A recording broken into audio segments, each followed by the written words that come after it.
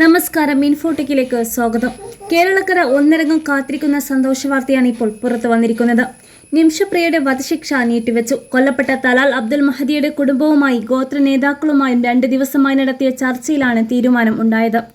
ഇക്കാര്യം കേന്ദ്രം സ്ഥിരീകരിച്ചു. വധശിക്ഷ മരവിപ്പിച്ചതിന് പിന്നാലെ നിമിഷപ്രിയയുടെ മോചനത്തിനായി ഇടപെടൽ നടത്തുന്ന action council Gandhapuram AP Abubakar മുസ്ലിയാർക്ക് നന്ദി അറിയിച്ചു.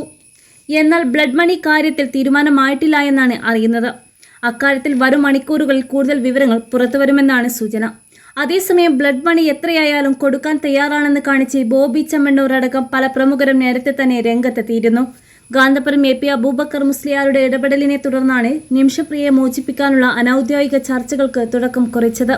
യമനിലെ പ്രമുഖ സൂഫി ഗുരുവായ ഷെയ്ഖ് അബീബ് ഉമർ ബിൻ അബീദുൽ വിഷയത്തിൽ ഇടപെട്ടതോടെയാണ് നിമിഷപ്രിയയുടെ വധശിക്ഷ ഒഴിവാക്കുന്നതിനുള്ള അനൌദ്യോഗിക ചർച്ചകൾ കഴിഞ്ഞ ദിവസം യമനിൽ ആരംഭിച്ചിരുന്നത്.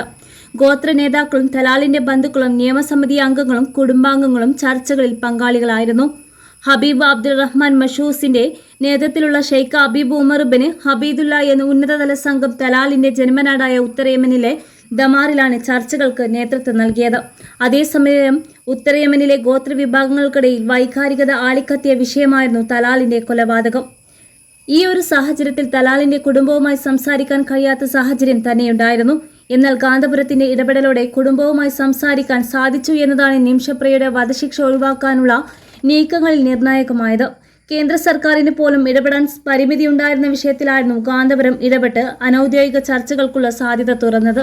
കഴിഞ്ഞ ദിവസമായിരുന്നു ഗാന്ധപുരം അബൂബക്കർ മുസ്ലിയാർ വിഷയത്തിൽ ഇടപെട്ടത്. യമൻ ഭരണകൂടവുമായും ഗാന്ധപുരം ചർച്ച നടത്തിയെന്നുള്ള വിവരം പുറത്തു വന്നിരുന്നു. യമൻ പൗരന്റെ ബന്ധുക്കളുമായും ആശയവിനിമയം നടന്നതായും വിവരമുണ്ടായിരുന്നു. ഇതിന് പിന്നാലെയാണ് യമനിൽ അടിയന്തര യോഗം വിളിച്ചത്. നിമിഷപ്രിയയുടെ വധശിക്ഷ ജൂൺ 16 നടപ്പിലാക്കുമെന്നായിരുന്നു നേരത്തെ പുറത്തുവന്ന വിവരം.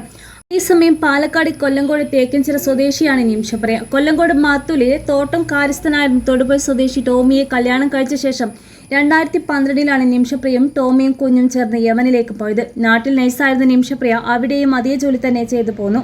ടോമി ഒരു സ്വകാര്യ കമ്പനിയിലും ജോലി നേടി.